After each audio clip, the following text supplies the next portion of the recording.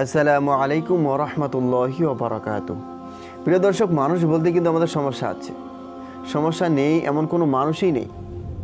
সমস্যা আসবে যাবে, এটাই স্বাভাবিক ব্যাপার। তবে মাঝে মধ্যে এমনও কোনো সমস্যা আমরা পড়ে যাই যে সমস্যার সমাধান আমরা খুঁজে পাই না। এমনই কিছু সমস্যার সমাধানের জন্য একটি দোয়া, ছোট্ট একটি দোয়া আজকে আপনাদের সম্মুখে তুলে ধরবো, যে দোয়াটির মাধ্যমে এই ধরনের সমস্যার সমাধান তৎকালীনভাবে আল্লাহ পাক রব্বুল আলামিনের কাছ থেকে নিতে পারবেন এই দোয়াটির মাধ্যমে। আমলটি আমি নিজেও করেছিলাম, ফলাফলও পেয়েছি, তাই ভাবছি আপনাদের সম্মুখেও তুলে ধরি যেন আপনাদেরও উপকার হয়। আসলে হয়েছে কি, আমি একদিন গুয়াহাটি গিয়েছিলাম। মোটামুটি আমাদের বাসা থেকে গুয়াহাটির গাড়ি ভাড়া হচ্ছে 300 টাকা।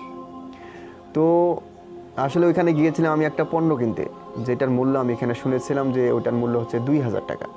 তো সেই অনুযায়ী আমি যাওয়া আসা 600 টাকা গাড়ি ভাড়া, ওইটার দাম 2000 টাকা 2600, আর 400 টাকা আমার পকেট খরচ নিয়ে আমি মোটামুটি মোট 3000 টাকা নিয়ে বাড়ি থেকে বের হয়েছি। তো এবারে ওইখানে গেলাম, গুয়াহাটিতে গেলাম, গিয়ে হোটেলে খাওয়া দাওয়া করলাম, করার পর দোকানে গেলাম, গিয়ে দেখলাম ওই জিনিসটার দাম হচ্ছে 2500 টাকা, এর নিচে আসছে না। এখন সমস্যায় পড়ে গেলাম, যদি পণ্যটা আমি কিনি তাহলে বাড়ি ফেরার জন্য আমার গাড়ি ভাড়া নেই, কম হয়ে যাবে।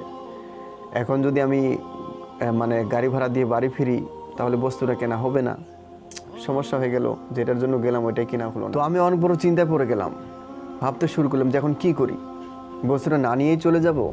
আরে যেটার জন্য আসলাম সেটাই যদি না হয় তাহলে লাভ কী?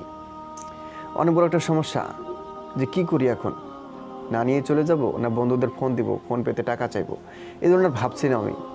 তো ভাবতে ভাবতে হঠাৎ করে আমার মনে পড়লো, আরে আমি তো একটা দোয়া শিখেছিলাম, আমলটি করে দেখি তো আল্লাহ পাকের কী সমাধান দেন।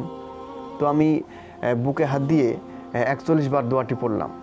দোয়াটি পড়ার পর আমি কিছুক্ষণ অপেক্ষা করছি, দেখি আল্লাহ পাক কী সমাধান দেন।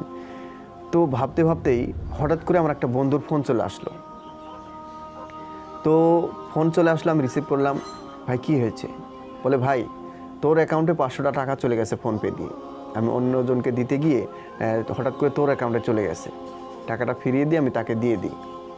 তো আমি বললাম আচ্ছা ঠিক আছে, আমি চেক করে দেখছি। তো চেক করে দেখে আসলেই তো হয়, 500 টাকা চলে আসছে। আমি বললাম, ভাই চলে যদি আসছে, আমি আসলে একটা সমস্যা আছি, আমি বাড়ি ফিরে তোকে 500 টাকা দিয়ে দিচ্ছি, আমি আসলে গুয়াহাটি আছি বর্তমান সময়ে। তো ও বলে আচ্ছা ঠিক আছে, বাড়ি ফিরে দিবি তো, ঠিক আছে।